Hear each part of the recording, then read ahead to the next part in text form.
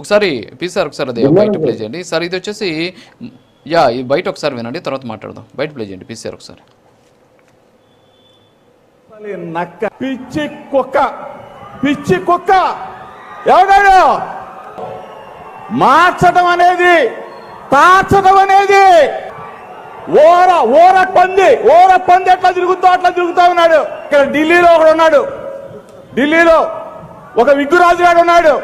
ఆ విగ్గురాజు గారు నువ్వు కలిసి ఒక కంపెనీ పెట్టుకో. దయచేసి చెప్తా ఉన్నా, మా అన్నయ్య అందుకోబోతున్న లబ్ధిదారుల స్పందన. ఎస్ లక్ష్మీకాంత్ గారు విన్నారు, అలాగే చూశారు కూడా ఆ వీడియోలో. జగన్మోహన్ రెడ్డి గారు ఆయన తిడుతూ ఉంటే వారి హావభావాలు చూశారు. తర్వాత ఆయన స్పీచ్ అయిపోగానే పిలిచి అభినందించినటువంటి పరిస్థితి కూడా మనం ఇప్పుడు ఆ విజువల్లో కూడా చూసినటువంటి పరిస్థితి. మరి ఇలాంటి సిచ్యువేషన్స్లో అసలు ఏంటి, అసలు రాజకీయం ఎటువైపు వెళ్తోంది, ఇదేంటి, ఇది నిజంగానే మాట్లాడమని చెప్పడమా, లేకపోతే వాళ్ళు మాట్లాడమని చెబితే మీరు దాడులు చేయమని మీ క్యాడర్కి చెప్తున్నారా, అసలు ఏం జరుగుతుంది సార్? సార్ ముందుగా మీకు ప్యానల్ సభ్యులకి, ప్రైమ్ లైన్ వీక్షకులకి అందరికీ నమస్తే అండి. సార్ నా వాయిస్ క్లారిటీగా ఉందా సార్?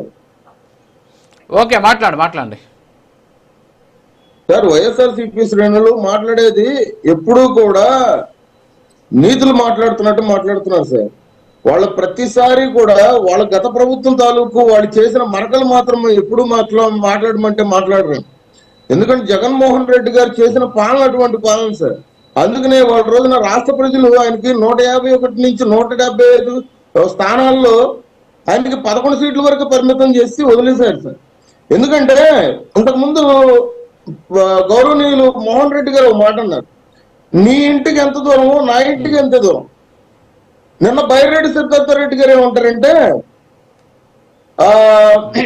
మీరు ఎక్కడికి వెళ్ళినా కానీ రేపు పొద్దున అధికారంకి వచ్చిన తర్వాత పోలీస్ స్టేషన్ లో మేమే ఉంటాం, గాయాలు ఆసుపత్రికి వెళ్తే